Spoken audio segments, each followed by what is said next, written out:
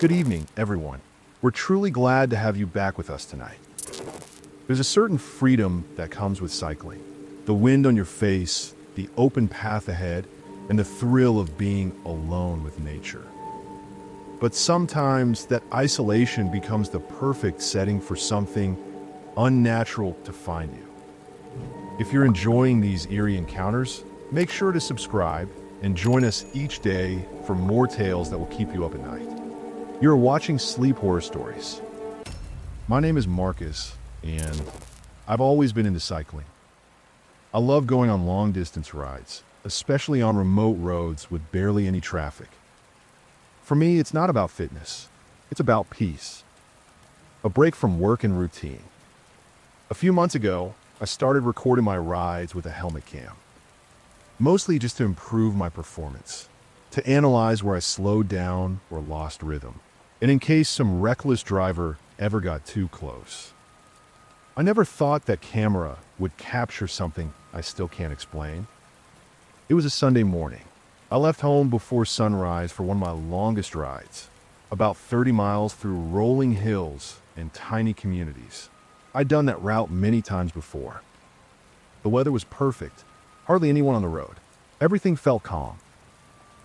During the ride, there were a few moments where I felt like someone was behind me, but I brush it off. It's not uncommon. When you ride alone for long enough, your brain starts playing tricks. Every shadow or sound starts to feel like someone's following you. I came home tired, but content. I parked my bike, made some coffee, and sat down to check the footage. The beginning was normal. First rays of sunlight through the mountains, clear roads, wind brushing past the helmet mic. But as I kept watching, something felt off. In certain frames, whenever I passed an old parked car or an abandoned house, you could see my reflection. And behind me, a second silhouette. At first, I thought maybe someone had joined me on the road and I just hadn't noticed. I rewound and checked the footage again, trying to remember, had anyone passed me? Had I crossed paths with another cyclist? But no, I was sure. There hadn't been anyone. I paused the video at one specific frame.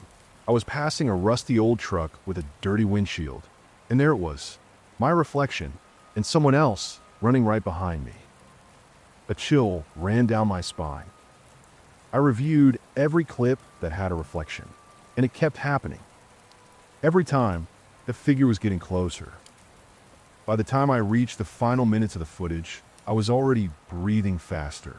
There was one frame, right in front of a house with a shattered window, and when I paused it, I froze. The figure wasn't behind me anymore. It was sitting on my bike. Its face was blurry, no features, but you could make out the shape of the head, shoulders, and its body leaning forward, riding with me. I couldn't understand it. I hadn't felt anyone get that close. Hadn't heard tires or a chain moving beside me. I slammed my laptop shut and tried to stay rational. Maybe it was just a glitch, some kind of lens distortion. But the thought had already taken root in my mind. I couldn't let it go. So out of morbid curiosity, I started searching cycling forums, looking for stories about that particular route. To my surprise, I found some. Several cyclists had posted about the same feeling, that eerie sensation of being followed. Some even claimed to have seen someone behind them, even though the road had been empty. One comment stood out the most. If you can see its reflection, it's already too close. That night, I couldn't sleep. I felt like I had to see the footage one last time, to look frame by frame. I needed to find a logical explanation. But what I saw in the final second of that video wiped out any logic I had left. The last frame showed me getting off the bike in front of my house. And in the reflection of my living room window, there was again, standing behind me. I don't know what was following me that day.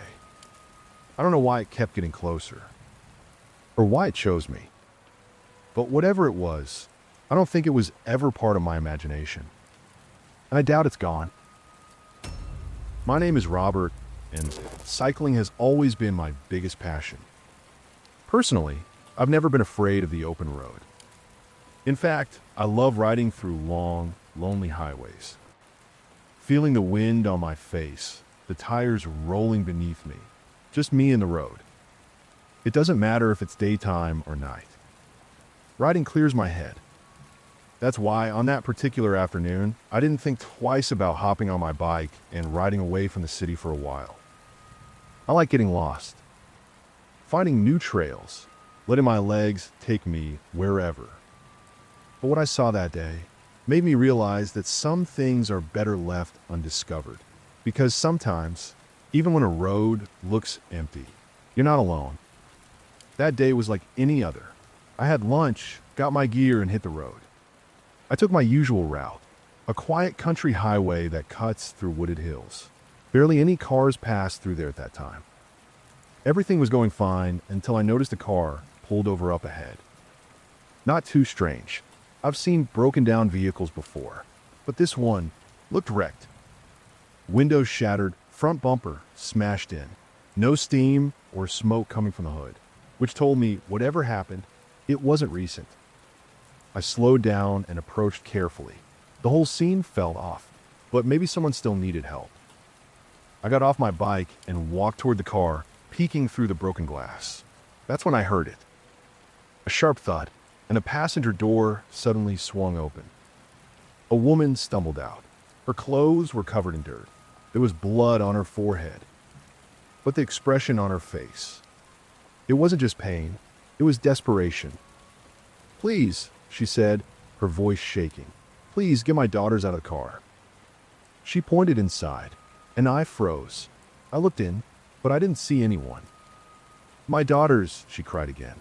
"Please get them out." Her voice was half pleading, half commanding, like she couldn't understand why I wasn't moving. My head was spinning. I looked again, but there were no kids, no one in the back seat. Just broken glass, dust, and blood on the dashboard. My instinct kicked in. I pulled out my phone to call 911.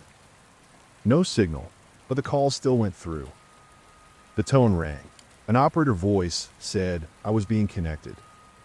I glanced at the woman, still in the driver's seat now, face soaked in sweat, struggling to breathe.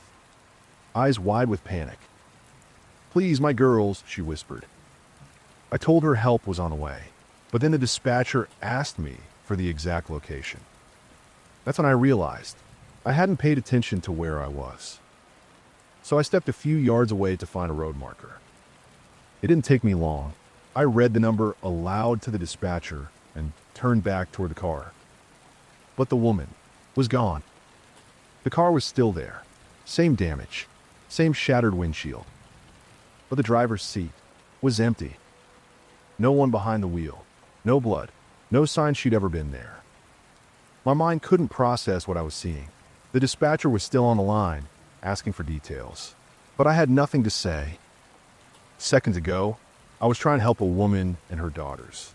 Now, the whole thing felt like a hallucination. I checked everywhere, even called out loud into the woods. No trace of her. But the car, it looked even worse now.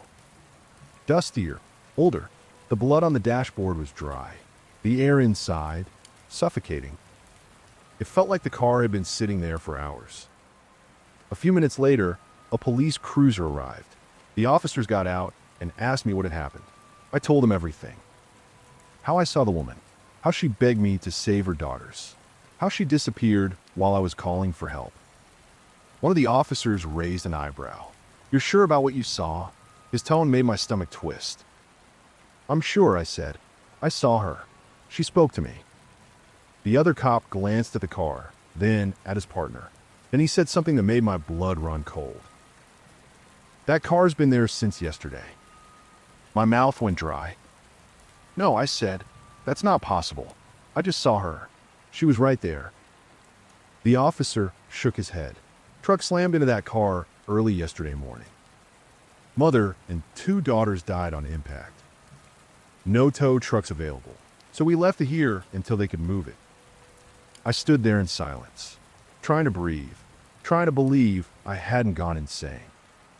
"You wouldn't be the first to see something on this road," the officer said quietly, almost like he didn't want to admit it.